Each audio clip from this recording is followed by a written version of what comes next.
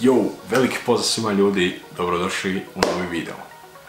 U današnjem videu, kao što ste i sami tražili, to jeste ne baš svi, većina vas je pisala na mom Instagram profilu, da vam ispričam to kako je došlo do mojih saobraćajne nesreće.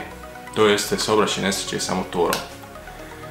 Pa ovako, bilo je to prije otprilike godinu do dvije, godinu i po dvije se desila ta saobraćajna nesreća. Šta se desilo? Bužnjom mog jednog od prvih motora, to jeste Tomos, manuelni je bio Tomos APN 6, ostavit ću vam sliku tu, evo je, tu. Tomos APN 6 koji je bio manuelni, imao je 5 brzina, čini mi se, da. S njime sam upravljao dok je bio automobil marke Jetta. Bio parkiran sa strane i sad ja ako ono lafa neki dečko ono, ajde rekao obić ja tu nešto, znaš, onda izvedem neki fazon, nemam pojma što se desilo, znaš, nešto u mojoj glavi puklo. No međutim, da skratim priču, Jetta parkirana je, ja udario, to je ukratko. Sad idemo malo detalje. Prije na nekih možda 200 metara krenuli smo na ribolov i dosta prijatelja sjelo s tim momkom u Jettu i krenuli do odredišta za ribolov. I ja i još jedan prijatelj smo odlučili da idemo samo i motorčem, jel tako? No, ja sam došao do prijateljove kuće i ostavim kacigu. Znači, kacigu ostavim jedno 150 do 200 metara od tog odredišta. Ili bilo čak i više. No, bilo je čak i više moguće. Možda 300 metara. I ostavim ja tu kacigu i krenemo nas dvojica. I neko malo ovako brdašce je bilo, što ja znam, fazon, nešto manje ovako brdašce, ne znam.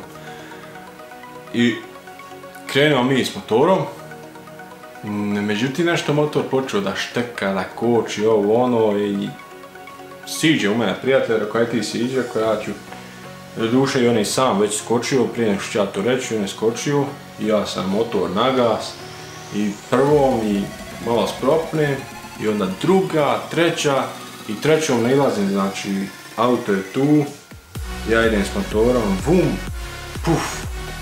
Kako je čovjek otvorio vrata, ja udarim prednjim točkom u vrata i preletim preko motora i nabijem nozdru direktno na špic od vrata.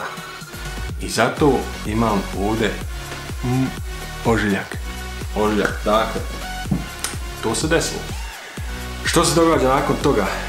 Padam u nakon neku nesvjesticu, što ja znam nešto mi došlo crno na možda pola minute, ne znam, možda 20 sekundi.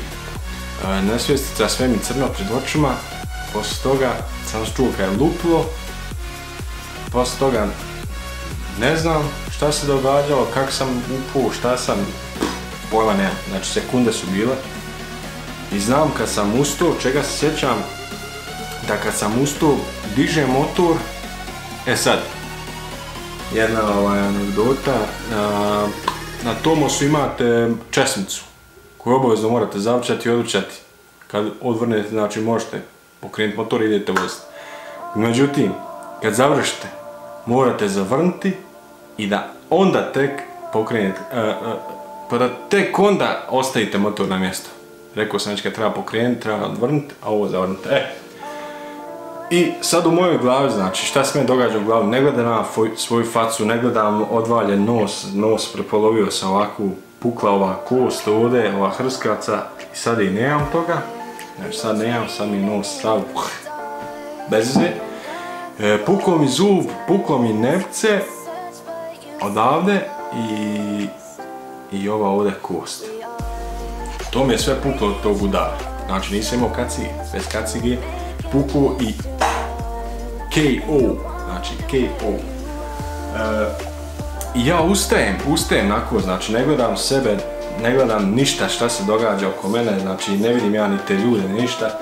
Ja lagano, brate, ustajem i šta prvo radim? Dižem motor i zavrćem česmicu. Zavrćem česmicu, bravo. Zašto? Pa da mi iscuri gorio, brate, znači stari me ubio da mi iscuri gorio, znaš, ono, evo ja, krizna vremena, ovo, ono. Rekao zavrnemo gorio, pa šta bude, ja zavrnuo gorio, podigao gor motor, vidim ja, točak ako je bio ovako pravo, manja kraj je bio ovakav, nekakav nešto, stav izveli, nemam pojma. I ništa, ja tu, rekao malo ko možda maramcu, malo teče krv, brate, ja stavim maramcu. A nije prošlo 2 sekunde, maramca je puna znači krvi. Puna krvi bila. I sjećam se da od jednog momka bila košulja u tom autu i ovaj drugi momak uzeo tu košulju od njega.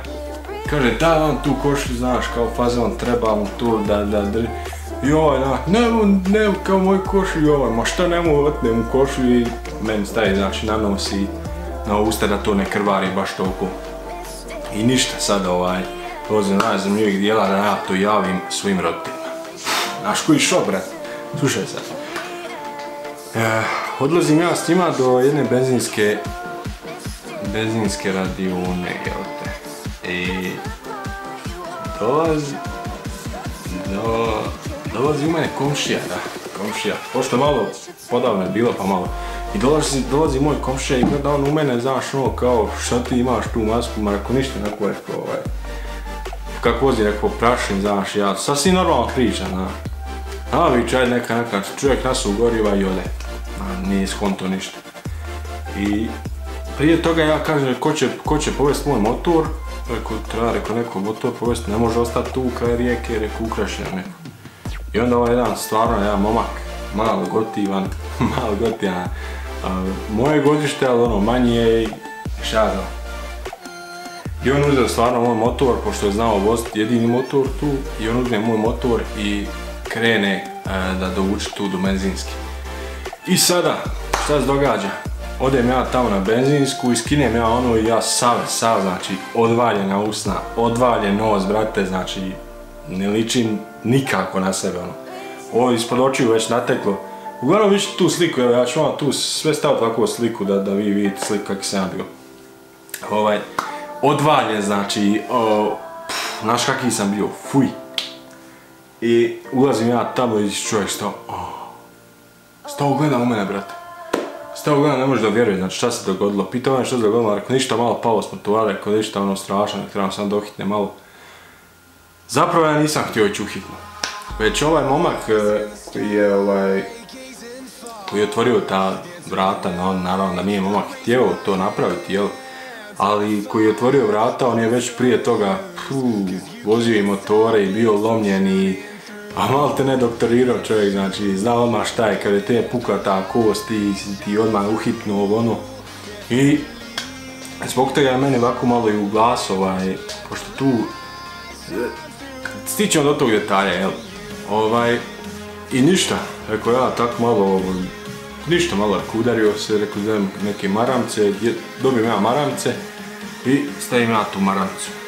Maramce, znači, nabacam tu maramcu, malo vode uzmem, rekao ajde malo, znaš ono, ispljujem tu krv iz usta i rekao vrijeme da zovem svoje, ja sam, brate, kako javiti svojim? Ništa, ja lagano okrenem broj, rekao, halo, šta je bilo? Šta se desilo? Jel to? Šta je to? Kuj? Šta? Jao, brate, dao sam, znači odmah mati se uspaničila, gotovo, znači, imala žena osjećaj, znači, to je mati. Mati je to, brate moj, znači, osjeti kad te trepuša boli, znači, kad te trepavca boli, trepavca, jel? Osjeti kad te to boli, a kao malo da si nos razvalio i po usta i po glave, jel? I ma ništa, rekao malo je palo s motora, ako možeš, rekao da on samo malo dohitne i rekao da to, rekao malo, rekao zaviju i da idemo. Joj, kaj se to meni smrdi, kaže nešto, nije to kaj je čista posla. Red, rekao, inače ona zna, kad se ja malo udarim, znao sam se, brate, rasječem se odavde, razumiješ? Rasječem se sikirom, nešto, motorkom, ono, znao sam, zavijem sam sebi, hajde. I znala ona, pretpostavila baš žena, da je to nešto sjebano, ba skroz. I dolazi ti ona, dolazi otac, ja nabio sad ono ovako, držim ja, izlazi on, ja smijem. Ja rekao, znaš kao ja u fazoni, evo te nije ništa, znaš. A mama, brat, tođu da plačem jebote od bolova, razumiješ? Puca glava, pol glave boli jebote. I kaže, aj skin da ja to vidim. Ja skinu, brate, kad je mati vidla. A ja rekao, okrenem žan glavu. Kako? Pa šta? Pa van, pa tam, pa de, pa nako, pa ovako. Ništa ja objasnim organa situaciju, kaže, ajmo. Gdje? Kaj je uhitnu? Neću. Kaj ideš uhitnu sad? Ajde rekao. Morat ćeš poslušat mati od oca. To ti je obavezno. To ti je obaveza u životu da slušaš oca i mati. I krenemo te mi, brate moje, znači u Čelić. Odemo u Čelić, tamo oni pregledaju malo. Joj, kaže, znaš, pa, i nije, a jest to ono, najbolje ti odeš za gore u UKC, u Tuzlu, urgentni klinički centar, Tuzla. Ja, vrate, već negdje mračak, znaš, ono, šta ja znam, već sam ja za hitni slučaj. Ja gore, vrate, ono, najavljaju od mene, kaže da te vozimo ambulantom, ili autom, kaže, ili ćeš svojim. Jo, brate, ja nisam se nikada vozio ni ambulantnim auto, rekao, će ambulantnim auto, viće, mat neće kad sjede u auto, brži smo. Jo, drože, ajme. Upal stari balan cvaje, puče ga po gasu, gore, škripe gume preko Majevice, idemo mi gore. Isto onda dođeš mi pred hitnu medicinsku pomoć, gore u Tuzla. HMP, kaže. Dobar dan, izvolite, rekao, vjerojatno se zvali, rekao, za ovaj slučaj, rekao, nos polomljen, rekao, ustav, ono sve, rekao, zvali, jest, kaže. Ajmo kaj odmah hirurgija. Šta hirurgija? Jebem ti labac. Šta hirurgija, brate? Kaže žena, hirurgija odmah, kaže, fraktura septinasi. Šta ti rekao to znači? Kaže, prevedi sebi s latinskog na naši. Dede, rekao, ti to men prevedi, rekao, ja ne znam ni materni kako treba. Kaže ona, to ti je, kaže, fraktura neke nosne kosti nosne nekake, nešto. Uglavnom, hajde, rekao, dobro. Fraktura, rekao, ja znam, ja čuo sam za frakturu lobanje, rekao. To je, rekao, fraktura nosa. Hej, baj, more. Ja tam, brate moj, dolazi doktor. U doktoru je, brate, pa jebe mu majka ako nije imao 150 kila. 170 kila, brate. Čovjek je velik, znači, on je ko ormar. Znači, ja sad ovdje jedan, još ovdje jedan, to je ovako čovjek bolan, to je ovako. To je veliko bolan, veliko čovjek. Kaj, ja sam hirurg.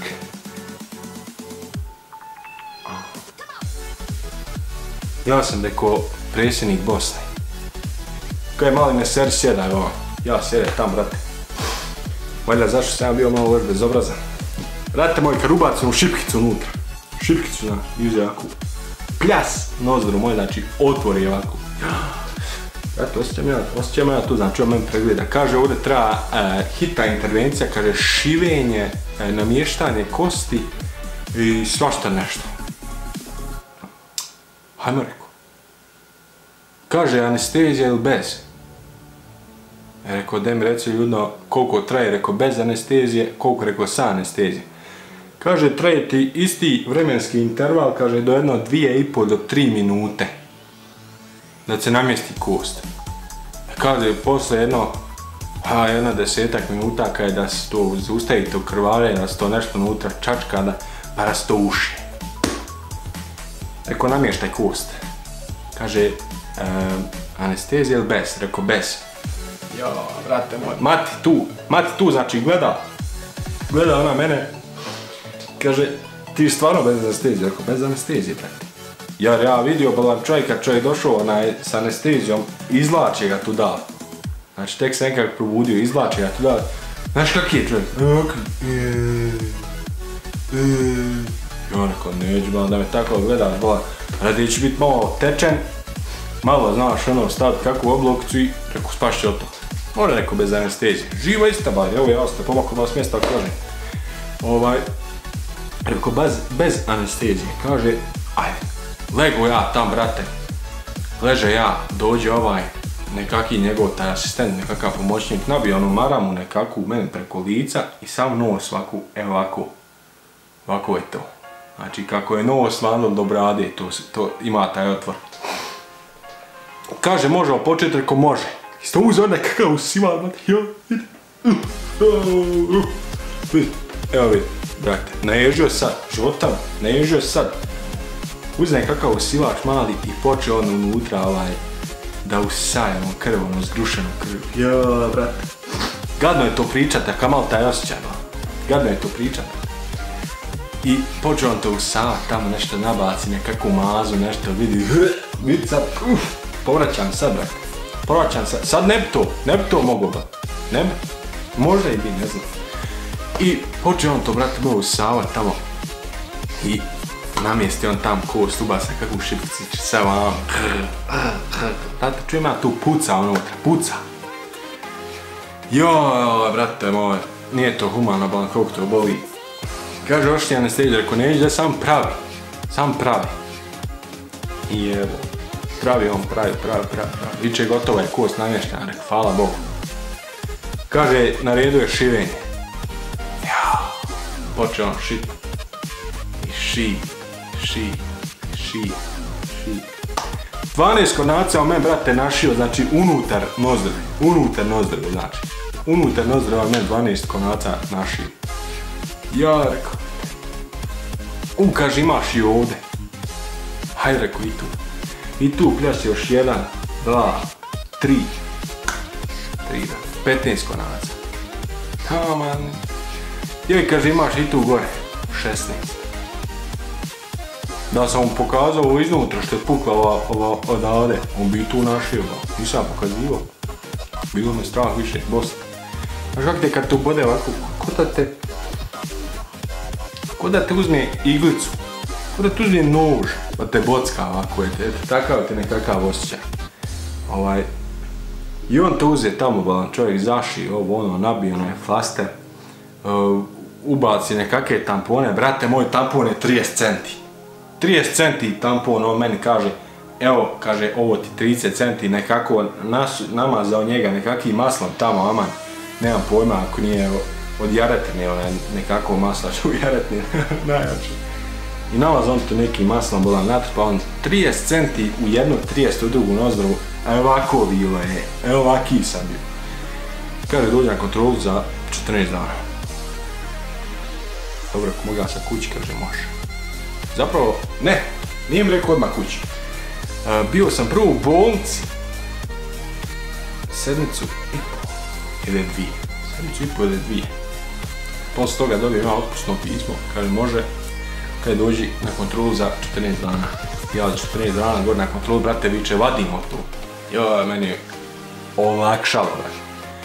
Čovjek pljaš izvadi, ono vuče, ali znate koji je to osjećaj? Pa to je ko kad ti,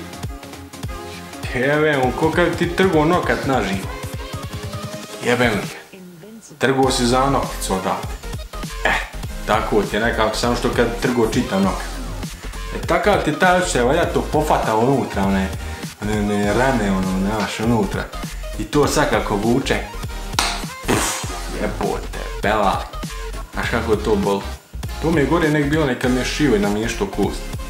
I kaže ide nova. Šta nova? Kaže novu. Ubaci on opet 30 centi unutra, natrpa on to. To dođe ovdje, evo ovdje ostiš tu. I natrpa on to, brate moj. I vam, i tamo, i gore, i dole. I haj vam, i haj tamo. I hvala Bogu, evo danas dobar nos, dobro sve, dobro, nevjerovatno. Znači, vrh vrhova. I eto, tak ti on, tako taj moj spasilac, taj moj doktor od 170 kila spasi mene, međutim poslije ja čujem spasio on još jednog čovjeka ovdje iz mog sela. I eto ti, to je nekako ukratko moja priča, evo nekih 20 minuta, jel, trajalo je, kome se da, nek pogleda, kome ne da, šta ću mu ja, danas sam sve dobar, ubacio vam tu slike, te, i kako sam izgledao i kako sad izgledam, napravit ću vam slike, kako se sad doživljci, to je to. A ja vam želim lijep pozdrav svima i do sljedećeg klipa, braćo. Lijep pozdrav svima i čao. I naravno nemojte zaboraviti ostaviti like, share i subscribe na moj kanal. idemo do 230 subscribera. Ćao!